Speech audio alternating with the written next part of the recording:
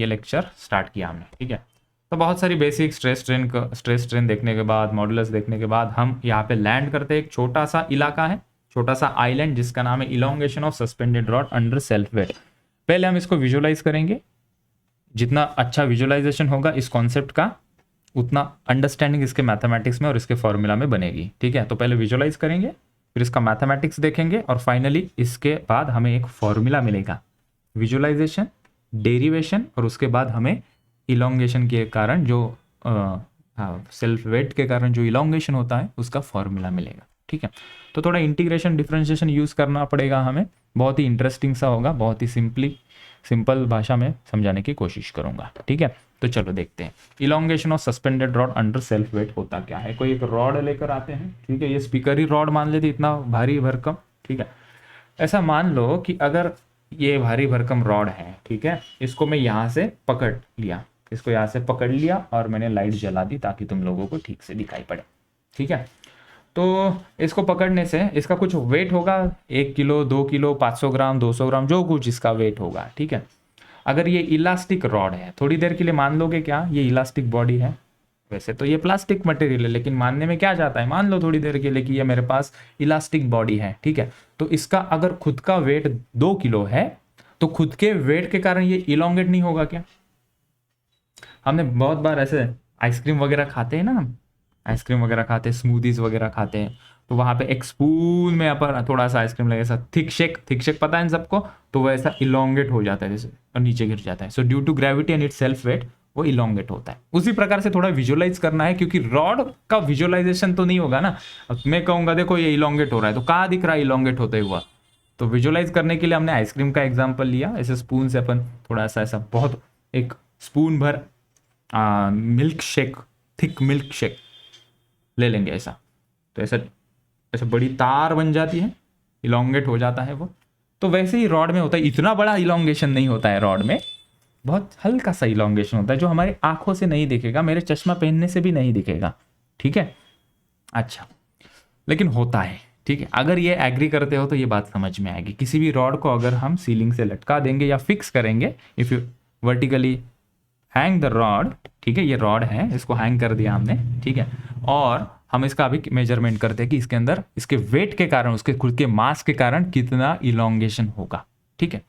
कैसे करेंगे यार, ये तो बहुत ही डिफिकल्ट सा काम है, लेकिन हमें मैथमेटिक्स ने एक वरदान दिया है, ठीक है, वो है इंटीग्रेशन और डिफरेंशिएशन, ठीक है। तो मैथमेटिक्स का इस्तेमाल करते हुए हम यहाँ पे कैलकुलेट करेंगे कि ये जो आंसर आया है, यहाँ आंसर भी लिख लिया है, देखो ये mgl/2ay, इस आंसर की तरफ हमें बढ़ना है। ये आंसर आया कैसे है वो हम देखेंगे, तो इसको हमें थोड़ा साइड में कर देंगे। फाइनल रिजल्ट हमारा ये आना चाहिए कि इलोंगेशन इस रॉड के अंदर सेल्फ वेट के कारण कितना हो रहा है, ठीक है।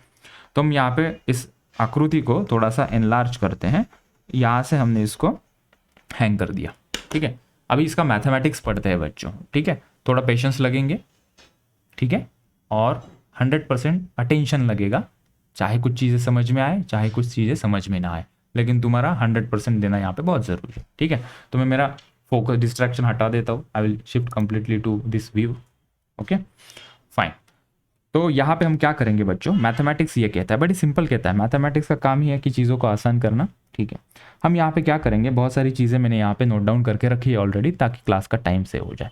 उनका पहले मैं इंट्रोडक्शन दे देता हूँ। What is this M? M क्या है? हम मान लेते हैं कि M is the mass of this rod, ठीक है, और जो इस बॉडी का मास है वो यूनिफॉर्मली डिस्ट्रीब्यूटेड है, ठीक है। ऐसा नहीं कि यहाँ पे काफ़ी हेवी है, यहाँ पे थोड़ा सा हल्का है, यहाँ पे हेवी, ऐसा नहीं है, ये थ्रू आउट यूनिफॉर्म रॉड है, ठीक है, इक्वली मास उसका डिस्ट्रीब्यूटेड है, ओके। और ये जो है ना सिलेंड्रिकल रॉड है, तो इसका क्रॉस सेक्शन कैसे विजुअलाइज करोगे, इसका क्रॉस सेक्शन ऐसे विजुअलाइज करोगे, ये रॉड है ना, ठीक है। तो रॉड का अगर ये सिलेंड्रिकल रॉड है तो कोई मुझे बताए यार इसका क्रॉस सेक्शन क्या होगा, इस पेंसिल का क्रॉस सेक्शन क्या होगा अगर ये सिलेंड्रिकल है तो? शेप बताओ, पायर स्क्वायर, सही पहचाना, सर्कल, मतलब इसको अगर काटोगे तो ये ऐसे सर्कल दिखेगा, ये विजुअलाइज करना है, ठीक है, कर लिया, अच्छी बात है। तो इसका क्रॉस सेक्शन एरिया जो दिखा है वो यहाँ पे ए है, ठीक है। और उसके बाद इस रॉड की लेंथ मान लेते हैं एल, हमने कंसिडर की है, ठीक है, एल लेंथ का rod, M is the mass of that rod, A is the cross section area of that rod, ठीक है। तो ये खुद के वेट के कारण थोड़ा सा ऐसा इलोंगेट हो जाएगा, तो वो विजुअलाइज करते हैं सबसे पहले। तो इस रॉड को अगर मैं नीचे दिखा दूँ, यहाँ पे कि मान लो इस खुद के वजन के कारण ये थोड़ा सा इलोंगेट हो गया, इतना कितना इलोंगेट हो गया, हम इसको मान लेते हैं कि ये डेल्टा एल इलोंगेट हो गया। ठीक है, तो यही आंसर हमें निकालना है कि ये कितना इलोंगेट होगा खुद के वेट के कारण। तो हमारा आंसर क्या आना चाहिए, हमारा आंसर ये आना चाहिए mg/L/2ay। तो पहले रिजल्ट ही देख लेते हैं ना। m is the mass of the rod, g is the acceleration due to gravity and l is the length of the rod, a is the cross section area and y is the Young's modulus. मतलब ये जो इसका elongation है वो इन चीज़ों के ऊपर depend करता है। फाइनल रिजल्ट जो आएगा वो इसके ऊपर डिपेंड करेगा कि रॉड कितना इलोंगेट होगा। तो तुम्हें उसका मास पता होना चाहिए, उसका क्रॉस सेक्शन एरिया पता होना चाहिए, उसकी लेंथ कितनी है वो पता होना चाहिए, और उस मटेरियल का यंग्स मॉडुलस कितना है ये पता होना चाहिए। यंग्स मॉडुलस मतलब उसकी स्ट्रेंथ, ताकत बताता है कितना ताकतवर है वो। ठीक है, चलो आते हैं फिर हम यहाँ पे। ठीक है, अभी कंप्लीट अटेंशन देना यहाँ पे। चलो ओके, तो हम क्या करेंगे, अभी क्या करें यार, अभी क्या करें। ठीक है, तो हम यहाँ पे क्या कर लेते हैं, एक छोटी सी स्ट्रिप कंसिडर करते हैं। हम यहाँ पे क्या कर लेते हैं बच्चों, एक छोटी सी स्ट्रिप कंसिडर करते हैं। ठीक है, थोड़ा बैकग्राउंड में नॉइज है, मैं थोड़ा क्लियर करके आता, रुक जाओ। ओके, तो हम यहाँ पे क्या करते हैं, एक छोटी सी स्ट्रिप कंसिडर करते हैं। इस डायग्राम को थोड़ा क्लियर कर देता हूँ और ये हम यहाँ से इसको हटा देते हैं। ठीक है, क्रॉस सेक्शन एरिया समझ गए ना तुम लोग, तो इसको भी मैं थोड़ी देर के लिए हटा देता हूँ यहाँ। ठीक है, तो हम यहाँ पे एक फोकस करते हैं, इसको भी हटा देते हैं। ओके, हम क्या करते हैं, एक छोटा सा एलिमेंटल स्ट्रिप यहाँ पे कंसिडर करते हैं।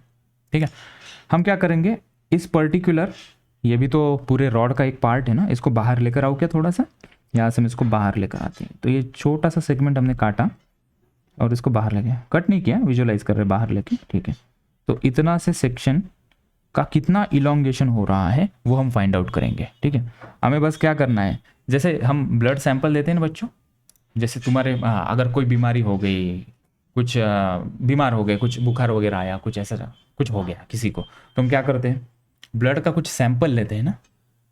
क्या 1-1 लीटर भर हम ब्लड निकाल के देते हैं, ऐसा तो नहीं करते ना। हम छोटा सा एक सैंपल देते हैं, तो वो सैंपल टेस्ट करते हैं और बताते हैं तुम्हारे बॉडी के अंदर क्या क्या है, क्या क्या कमी है, क्या क्या अच्छा है। ठीक है, वैसे ही हम इस पूरे रॉड का इलोंगेशन फाइंड आउट करना है ना।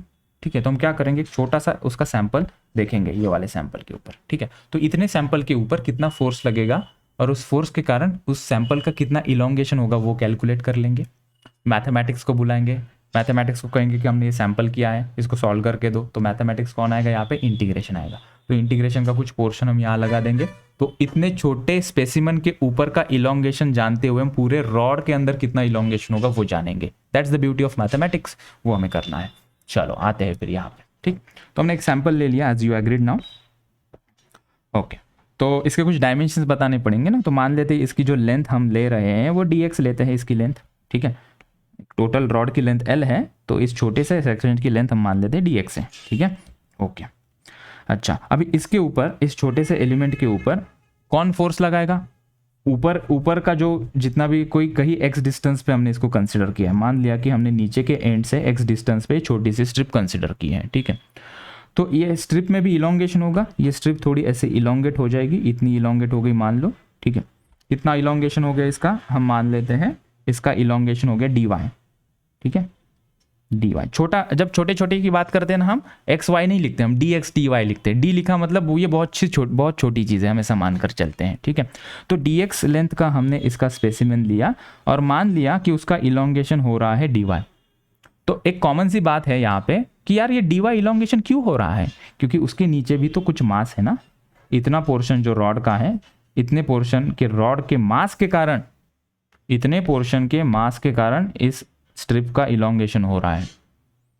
बात तो सही है ना बच्चों। ऊपर का जो रॉड है, ऊपर का जो पोर्शन है, ये वाला पोर्शन, ये पोर्शन के कारण ये नीचे वाले का इलोंगेशन कैसे होगा, इस स्ट्रिप के नीचे जितना मास होगा उसके कारण ही तो उसका इलोंगेशन होगा ना। ठीक है, राइट, ये बात हम कर रहे हैं। ठीक है, तो हम अभी क्या करेंगे, हमने पूरा रेसिपी के लिए हमने नमक मिर्च मसाला सब रेडी कर रहे हैं। तो दिस इज़ अवर इंग्रेडिएंट कि मान लिया कि ये छोटी सी स्ट्रिप है, उसका dx लेंथ है और ये dy अमाउंट से इलोंगेट हो गई है। ठीक है, और मुझे क्या लगेगा कैलकुलेशन करने के लिए, मुझे लगेगा कि ये जो नीचे कितना मास है, ये जो नीचे मास रखा है, उसके लिए मैं कलर ले लूँ ये वाला। ठीक है, ये जितना भी मास है, ये मास कितना है वो मुझे पता करना है। ठीक है, तो इसको हम हाईलाइट कर लेते हैं, बेटर इसको हटा देते हैं। ठीक है, टोटल बॉडी का मास कितना है, कोई प्रॉम्प्ट करेगा, टोटल बॉडी का मास कितना माना है हमने बच्चों, टोटल बॉडी का मास कितना माना है बच्चों, m kg, ठीक है। तो हम मानते हैं इतने वाले पोर्शन का मास m डैश है, ठीक है। और एक इंग्रेडिएंट मिल गया हमें हमारे कैलकुलेशन के लिए m डैश, ठीक है। सो m dash, what is m dash? ये इस स्ट्रिप के नीचे भी जितना कुछ पोर्शन है उसका मास हमने मान लिया m डैश। टोटल का मास m, इसका मास कितना है हम मान लिया m डैश है, ठीक है। अच्छा, ओके। तो अभी इस छोटे नन्हे मुन्ने स्ट्रिप के ऊपर कौन फोर्स लगाएगा?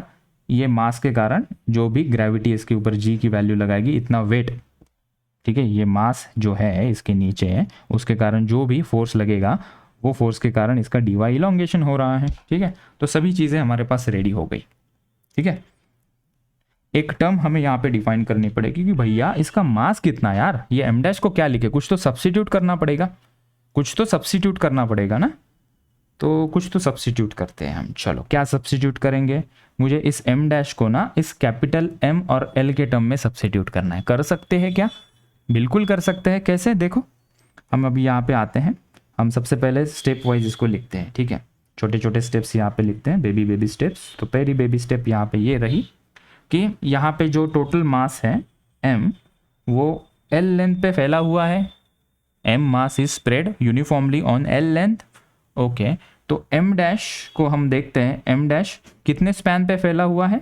हमने कहा कि वो x डिस्टेंस के स्पैन पे फैला हुआ है। ऐसा रिलेशन लगा सकते हैं ना, m is proportional to l, मतलब m mass is spread over the length l, और m डैश कितने लेंथ पे स्प्रेड हुआ है? x लेंथ पे स्प्रेड हुआ है, ठीक है। इसके लिए हम टेक्निकल वर्ड यूज करते हैं मास पर यूनिट लेंथ, ठीक है। तो ये जो है रिलेशन, हम इसको कहते हैं मास पर यूनिट लेंथ। अगर मैं यहाँ पे वो एक्सप्लेन करूंगा ना तो वो कन्फ्यूजन क्रिएट कर देगा, हम उसको बाद में देखेंगे। हमारी अंडरस्टैंडिंग थोड़ी कॉन्फिडेंट हो जाए तब हम उसको डील करेंगे। तो अगर यहाँ से मैं देखूँ बच्चों, तो मैं m डैश को लिख सकता हूँ क्या? अगर इसको हम क्रॉस मल्टीप्लाई कर दे mx और m डैश इंटू एल को, तो mx is equals to m dash into X, ऐसा लिख सकते हैं हम। तो यहाँ से कुछ गलत लिखा मैंने, m into X is equals to m dash into L लिखना चाहिए यहाँ पे, ओके। तो यहाँ से अगर हम m डैश की वैल्यू निकाल दे तो वो क्या आएगी? mx डिवाइडेड बाय l, ठीक है। सर इतनी मगजमारी क्यों सर? क्योंकि इसको सब्स्टिट्यूट करना है कहीं एक जगह पे हमें, ठीक है।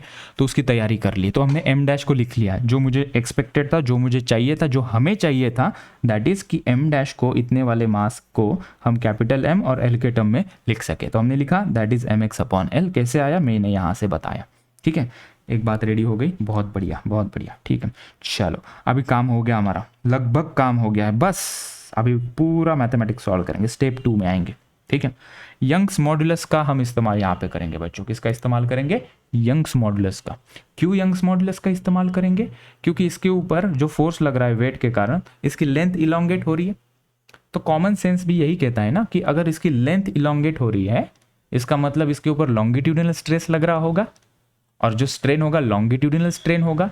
इन दोनों को जोड़ने वाला मॉडुलस कौन सा होता है? यंग्स मॉडुलस होता है। उसका फॉर्मूला पहले लिखेंगे और उसके अंदर इस m डैश को लिखेंगे और इंटीग्रेट करके फाइनल आंसर लेकर आएंगे, ठीक है। चलो आते हैं यहाँ पे। सो यहाँ पे हमने देखा कि हमें अभी यंग्स मॉडुलस का फॉर्मूला लिखना पड़ेगा। क्या होता है यंग्स मॉडुलस का formula? y is equals to, कोई बताए मुझे? वेरी गुड, ये होता है, ठीक है।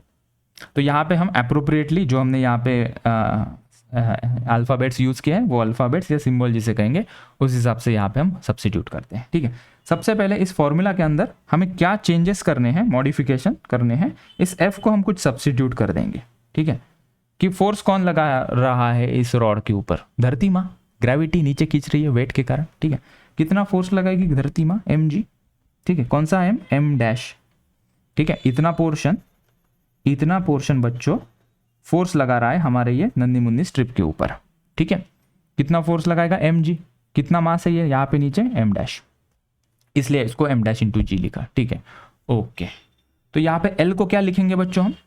हमारी लेंथ कितनी है? स्पेसिमन को देखना है, स्पेसिमन को देखना है, इसके लिए हम ये फॉर्मूला लगा रहे हैं, ठीक है। यहाँ पे लेंथ कितनी है हमारे स्ट्रिप की? लेंथ कितनी है? लेंथ कितनी है? dx है ना। x तो डिस्टेंस है उसका, कि उतनी दूरी पे हमने वो कंसिडर किए। लेंथ कितनी है हमारे l छोटी नन्ही मुन्नी स्ट्रिप की? dx। तो यहाँ पे l को हम लिख देंगे dx, ठीक है। क्रॉस सेक्शन एरिया को a ही रखेंगे क्योंकि फाइनल हमारा आंसर में ए ही है, तो ए को हम कुछ छेड़खानी नहीं करेंगे। क्वेश्चन में दिया होगा तो उसको पाई स्क्वायर लिख देंगे बाद में, ठीक है। ए को हमने एज इट इज लिखा, ठीक है। यहाँ पे मुझे एक बात बताओ, इस डेल्टा एल को क्या लिखूं? वेरी गुड, सब लोगों को कनेक्ट होना चाहिए। डी वाई क्यों आया? डेल्टा एल क्या है? Delta L is what? Is change in length. किसके लिए लगा रहे हैं? छोटी नन्ही मुन्नी स्ट्रिप के लिए। तो वहां पे चेंज इन लेंथ क्या है? लिखेंगे डी वाई। वाह, काम हो गया। अभी क्या करेंगे?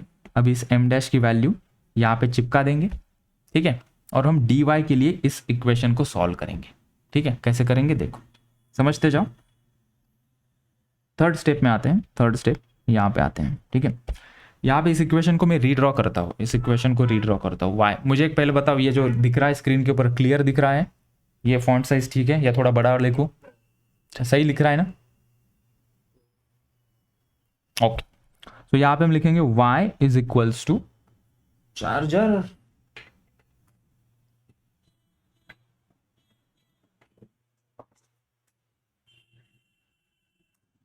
चलो।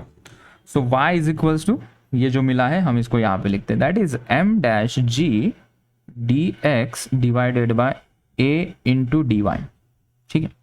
हमें क्या चाहिए?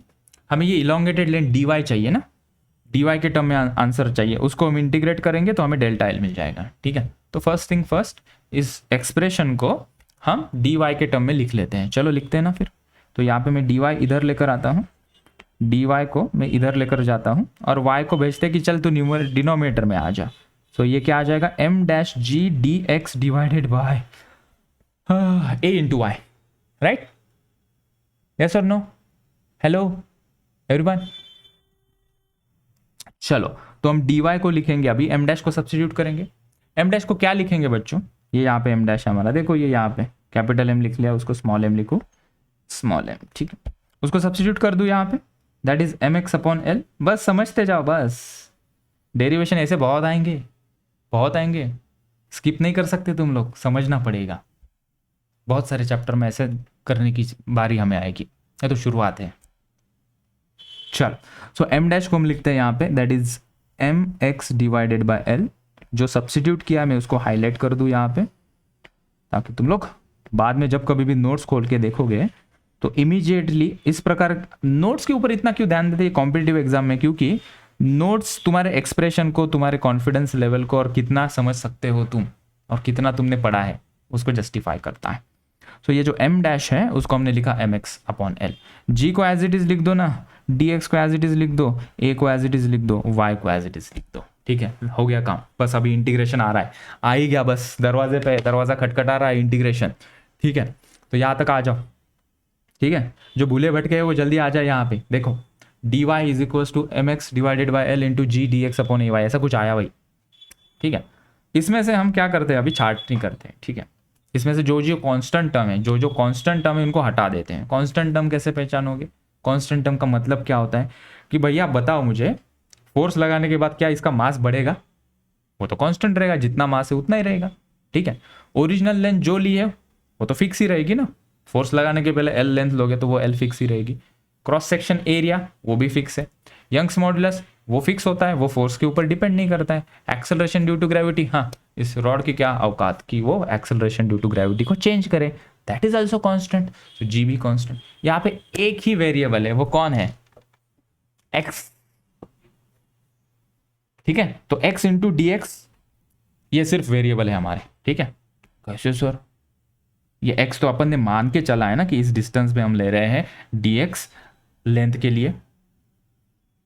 इसको ऐसा ऐड करते जाएंगे ना, मैं ten ten ten ten ten ten ten सबको एक, अगर इस छोटू के अंदर इतना इलोंगेशन है तो ऐसे बहुत सारे छोटू है ना, उन सबका इलोंगेशन ऐड करना है ना। तो कॉम्प्लेक्स प्रॉब्लम को ऐड करने के लिए हम इंटीग्रेशन यूज करते हैं, ठीक है। करना क्या है यहाँ पे? अभी जस्ट बोला मैंने, पकड़ में आया क्या? क्या बोला मैंने अभी? मैंने अभी ये बोला कि हम क्या कर रहे हैं, हम अभी इंटीग्रेट करेंगे। क्यों इंटीग्रेट करेंगे? कि इसके अंदर कितना इलोंगेशन है वो है dy, ठीक है। उसका ये आंसर आ गया। तो क्या इतने से ही पोर्शन में हम राजी हो गए क्या? हम सेटिस्फाइड हो गए क्या इतने से ही पोर्शन में? हमें पूरे रॉड का इलोंगेशन चाहिए ना। तो ये ऐसी छोटी सी स्ट्रिप, उसके अंदर dy इलोंगेशन है, छोटी सी स्ट्रिप इसके अंदर कुछ इलोंगेशन है, ऐसे बहुत सारे स्ट्रिप इसके अंदर होंगे, उन सबको हम ऐड करेंगे, क्या इतना कैलकुलेशन ऐड करते जाओगे क्या? नहीं, एडवांस मैथमेटिक्स यूज करेंगे। इंटीग्रेशन का रफ मीनिंग क्या होता है? चीज़ों को ऐड करते चलो। तो इसमें जितना इलोंगेशन है वैसे ही छोटे छोटे छोटे छोटे छोटे चीज़ों में कितना इलोंगेशन होगा उसको ऐड करें। कैसे करेंगे बता रहा हूँ अभी जस्ट, ठीक है। ओके, तो ये फॉर्मेट में आ गए हम, ठीक है। अभी मैं थोड़ा सा इसको रीअरेंज कर देता हूँ, इंटीग्रेशन के लायक बना दूँ ऐसे, ठीक है। तो हम यहाँ पे dy लिखेंगे इज इक्वल्स टू, यहाँ जो जो टर्म कांस्टेंट है ना साइड में लेकर आओ। m कांस्टेंट है, यहाँ पे g कांस्टेंट है, l कांस्टेंट है, a और y ये सभी चीजें कांस्टेंट है। कौन बचा यहाँ पे? x और dx, ठीक है। इसको ब्रैकेट में डाल दिया, ठीक है। ये रेडी हो गया, इंटीग्रेट करने के लायक हो गया। करो इंटीग्रेट फिर, चलो करते हैं इंटीग्रेट। यहाँ पे इंटीग्रेशन का साइन दे देंगे, दे दिया साइन, ठीक है, ऐसा सांप स्नेक। तो ये हमने दे दिया इसको साइन इंटीग्रेशन का। चलो अभी इंटीग्रेट करना है। इंटीग्रेट करने के लिए हमें लोअर अपर लिमिट लगेगी, ठीक है। तो हम क्या करेंगे, यहाँ पे जब फोर्स नहीं लग रहा था तो इलोंगेशन कितना था? 0, ठीक है। और यहाँ पे भी कितना इलोंगेशन होगा? टोटल 0, ठीक है। हम कितना खींच रहे हैं टोटल रॉड को? मान लेते हैं हम डेल्टा एल अमाउंट से उसे खींच रहे हैं, ठीक है। और यहाँ पे कितना खींच रहे हैं हम? छोटे एलिमेंट को x अमाउंट से खींचा जाएगा, ये ऐसा मानकर चलते हैं, ठीक है। आगे बात समझ में? आगे क्या बात? ठीक है, आएगी, बिल्कुल आएगी, क्यों नहीं आएगी, ठीक है। ये लिख दिया हमने, लोअर अपर लिमिट डाल दी, ठीक है। यहाँ पे 0 टू डेल्टा एल, यहाँ पे 0 टू एल लिखेंगे हम। टोटल लेंथ के लिए चाहिए ना, छोड़ दो उसे, मैं बताऊंगा ना, वो लिमिट को छोड़ दो, भूल जाओ, कुछ नहीं लिखा ऐसा मानकर चलो, थोड़ी देर के लिए भूल जाओ उसे। ये कहाँ से आया एल, ये डेल्टा एल कहाँ से आया, फिक्र मत, छोड़ो। चलो हम इंटीग्रेशन करने के ऊपर अभी फोकस करते हैं। जब कभी भी मैंने बोला था कि इंटीग्रेट करते हैं, सिंपली यहाँ पे dy लिखा है तो इसका इंटीग्रेशन क्या होगा? सिंपल सा है, बहुत सिंपल सा है, तुम लोग बिल्कुल बता सकते हो dy का। वंस मोर ट्राई करो, नजदीक है आंसर। यस, तो इसका इंटीग्रेशन क्या आएगा? लेफ्ट हैंड साइड का y, उसके नीचे 0 लिखा है, ऊपर डेल्टा एल लिखा है। मैं लिख देता हूँ, मैं बाद में बताऊंगा ना क्यों लिखा है 0 और डेल्टा एल, उसको छोड़ दो। आगे आते हैं, इंटीग्रेशन के बाहर है तो वो बाहर ही रहेंगे, मतलब उनको कुछ हाथ नहीं लगा रहे, वो तो कांस्टेंट है। ए एल जो सीक्वेंस में लिखा है वही सीक्वेंस लिखो सर, एल ए वाई, ठीक है। अभी इसका x का इंटीग्रेशन क्या आएगा? x का इंटीग्रेशन क्या आएगा? x का इंटीग्रेशन थोड़ा ट्राई करो, नजदीक है आंसर, और नजदीक, चलो चलो चलो चलो चलो चलो। x raise to n+1 upon n+1, formula मैंने बता दिया, x² अपॉन 2, ठीक है। कभी कभी बच्चे क्या पूछते हैं मुझे, सर आप ये dx कहाँ गया, सर dx कहाँ चला गया, ये dy कहाँ चला गया? उसको हम कहते हैं इंटीग्रेंट। जब इंटीग्रेशन हो जाता है इनको नहीं लिखते हम, dx dy को लिखते ही नहीं, वही तो खासियत है ना, फाइनल आंसर में वो दिखते ही नहीं, ठीक है। वो हमें बताते हैं कि बस dx लिखा है, मतलब क्या बताता है मैथमेटिक्स कि x को इंटीग्रेट करो। x का इंटीग्रेशन क्या है? x²/2, फिर ये उठ जाता है, बोलता है टाटा बाय मेरा काम हो गया बाय। dy को इंटीग्रेट करेंगे मतलब क्या है?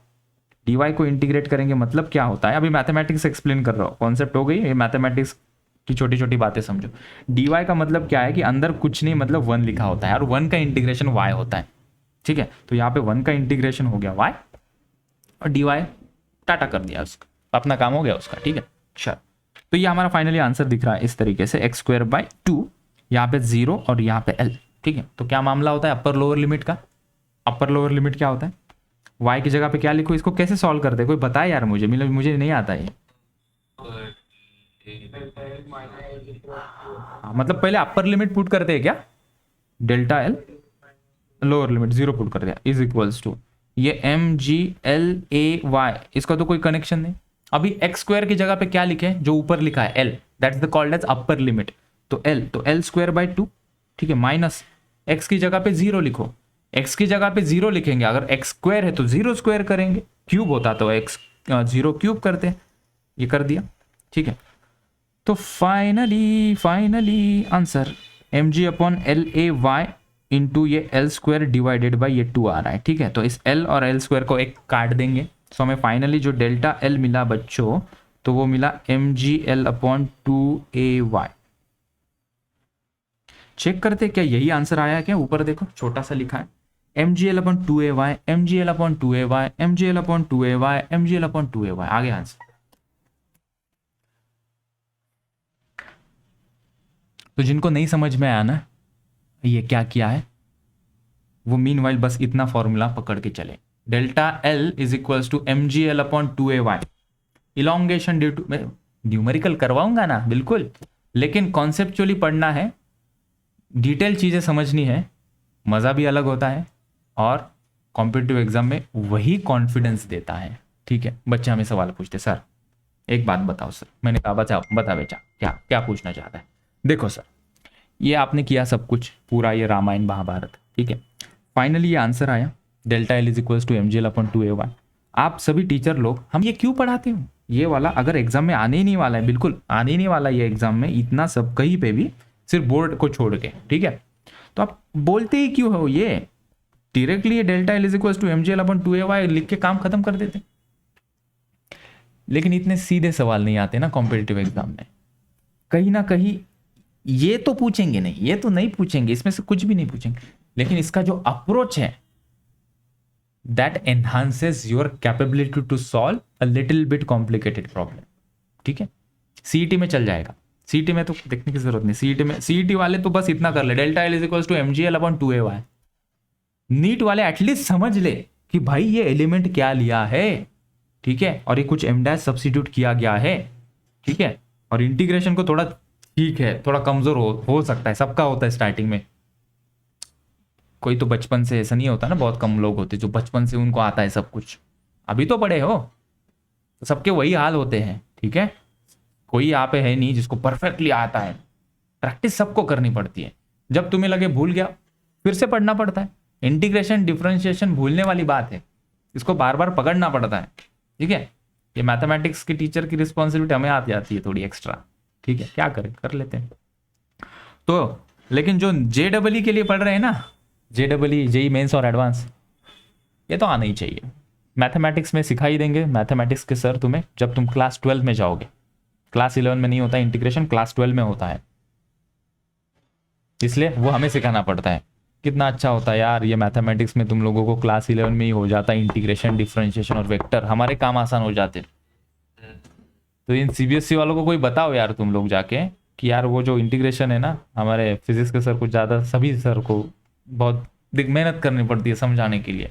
11th के सिलेबस में डाल दो यार, वो 12th में डाल दिया है। मैथमेटिक्स वाले सर कहते कि अच्छा फिजिक्स में पढ़ाया होगा तुम्हें, क्योंकि फिजिक्स में उसके बिना चलता नहीं आगे, तो उनका काम आसान हो जाता है, हमारा काम बढ़ जाता है ना यार। चलो ठीक है, अभी के लिए हम पकड़ लेते हैं delta L is equals to M G L upon 2ay। ठीक है, बहुत अच्छे से मैंने एक्सप्लेन करने की कोशिश की है, 2-3 बार इसे देखो जब तक तुम्हें समझ में नहीं आता है, जब तक। ठीक है, तो हम फाइनल रिजल्ट को लेकर आगे चलेंगे और 1-2 न्यूमेरिकल सॉल्व करेंगे। ठीक है, चलो तरफ बढ़ते हैं, हमारा रुझान बढ़ाते हैं इस क्वेश्चन की तरफ। The Young's modulus of a rubber string 8 centimetre long and density 1.5 kg per meter cube is 5 into 10 to the power 8 Newton per meter square is suspended on a ceiling in a room. The increase in the length due to its own weight. तो जैसे ही own weight यहाँ पे दिखा, मतलब हमें वो जो elongation due to self weight है वो वाला फॉर्मूला यहाँ लगाना। मैं फॉर्मूला यहाँ पे लिखता हूँ और तुम लोगों को सोचने का मौका देने वाला हूँ मैं। तो delta L is equals to, क्या फॉर्मूला हमने लिखा था, M G L upon 2ay, M G L upon 2ay। चलो सॉल्व करके बताओ मुझे क्या आता है इसका आंसर। ठीक, तो हम यहाँ पे डेंसिटी का इस्तेमाल करेंगे, हिंट दे रहा हूँ, फिर तुम लोग इसके वापस से सोचना है। ठीक है, बाकी तो सब्स्टिट्यूशन रहेगा ओनली। ठीक है, ओके, मास तो यहाँ पे है सर, अगर कुछ भी करके, कैसे भी करके, जुगाड़ करके, अगर डिनोमिनेटर में ऐसा वॉल्यूम की टर्म मुझे मिल जाए ना, तो मेरा काम हो जाएगा भाई। तो मास बाय वॉल्यूम को मैं डेंसिटी लिख सकता हूं। ठीक है, तो उसके लिए ये जो एक एक्सप्रेशन है वो बार बार हम यूज करेंगे। ठीक है, क्या तुम लोगों को ये पता है कि वॉल्यूम को हम एरिया इंटू लेंथ लिख सकते हैं? ठीक है ना, ये देख, ये एरिया, इसका क्रॉस सेक्शन एरिया इंटू ये इसकी लेंथ L, तो टोटल वॉल्यूम नहीं बनेगा? हाँ, यस और नो? ठीक है, तो वॉल्यूम को हम एरिया इंटू लेंथ लिख सकते हैं, तो वाह भाई वाह, चलो ठीक है, ओके, ऑल राइट, ठीक है। लेकिन बनाएंगे कैसे यार, वॉल्यूम आएगा कैसे? तो हम क्या करते हैं, हमने कहा मैथमेटिक्स के सर को बुलाओ, मैथमेटिक्स के सर ने देखा कि ऐसा है क्या, ये दिक्कत है क्या, तो क्या करो आप L से मल्टीप्लाई करो और इसको L से डिवाइड कर दो। हाँ, L से मल्टीप्लाई, L से डिवाइड, ये करने से क्या होगा, वो करने से तुम्हारे पास डिनोमिनेटर में A इंटू L आ जाएगा, उसी को तुम वॉल्यूम V लिख सकोगे।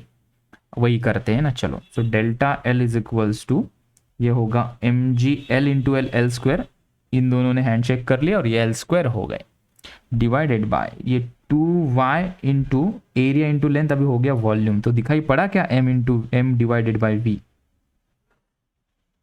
और इसको क्या लिखोगे, इसके आगे नहीं आता मुझे, करो चलो, अकॉर्डिंग ऑन चलो। So delta L is equals to rho G L square upon 2y हमने लिखा, वैल्यू सब्स्टिट्यूट किए and you check your answer should come out to be 9.6 into 10 to the power -11 metre. ठीक है, अभी थोड़ी interesting बात कर लेते हैं यहाँ पे। ये जो आंसर आया है, ये आंसर काफ़ी छोटा है या काफ़ी बड़ा है? ये आंसर काफ़ी छोटा है या काफ़ी बड़ा है? ये अटक रहा है क्या रे बीच में, अटक रहा है क्या नेटवर्क? तो चलो, ये सीखा हमने कि जो ऑप्शन बी है 9.6 इंटू 10 टू द पावर -11, अगर इसको वो डेसिमल पे लिखोगे तो इतना एक हाथ दो मिस हो गया होगा, जीरो इधर उधर, लेकिन ये आंसर कितना छोटा है। तो मेटल रॉड के अंदर इलोंगेशन काफ़ी छोटा होता है, तो हमें लगता है कि मेटल रॉड में कहाँ इलोंगेशन होता है, तो क्योंकि वो इतना छोटा होता है आंखों से दिखता नहीं है, इसलिए हम कहते हैं कि yes, metal rods also do get elongated. अगर गर्म करेंगे तो आने वाले लेक्चर में ये मैं सिखाने वाला हूँ, उसका बस एक छोटा सा हिंट दे रहा हूँ। ये तो हो गई तुमने खींचतानी की, वो इलोंगेट हो गया, सब कुछ हो गया। अगर मैं इसको गर्म कर दूं, ये मेटल रॉड है, इसको मैं आग लगा दूं नीचे से, तभी भी इलोंगेट होता है ना, तभी भी इलोंगेट होगा कि नहीं? तो वो वाला इलोंगेशन भी हम देखेंगे, that is called as thermal stress and thermal strain. इसका पार्ट 2, इस टॉपिक का वो पार्ट 2 रहेगा। छोटा सा ही सेगमेंट है, बड़े हल्के फुल्के लेक्चर से ये इलास्टिसिटी, प्रॉपर्टीज ऑफ मैटर का ये पहला यूनिट, जहाँ पे हमने लगभग इसको 60% आज कवर कर लिया। आज एक ही कॉन्सेप्ट देखी हमने, आज का टेक अवे सिंपल इतना ही था। डेरिवेशन कैसे होते हैं, कैसे विजुअलाइज करते हैं किसी भी डेरिवेशन को, कोई आंसर निकालना है तो इंटीग्रेट कैसे इन्फ्यूज करते हैं उसके अंदर, और फाइनली सेल्फ वेट के कारण जो इलोंगेशन आया है उसको हमने कैसे अचीव किया, इस फॉर्मूला को हमने जान लिया। तो इस लेक्चर में हमने बहुत एफर्ट्स डाले हैं विजुअलाइज करने में, और क्यों इंटीग्रेशन और क्या इंटीग्रेशन और कैसे इंटीग्रेशन होता है वो समझा है। ठीक है, तो इसके बाद कभी भी इस प्रकार का डेरिवेशन इंटीग्रेशन आएगा तो झट से तुम समझ पाओगे ना कि मैं क्यों इंटीग्रेट कर रहा हूं। इसी के लिए आज मैंने इसको पूरा लेक्चर स्पेंड किया। ठीक है, ऐसे बहुत सारे हम इंटीग्रेशन आने वाले हैं, ठीक है, उससे छुटकारा नहीं होगा। चलो आज के लेक्चर में बच्चों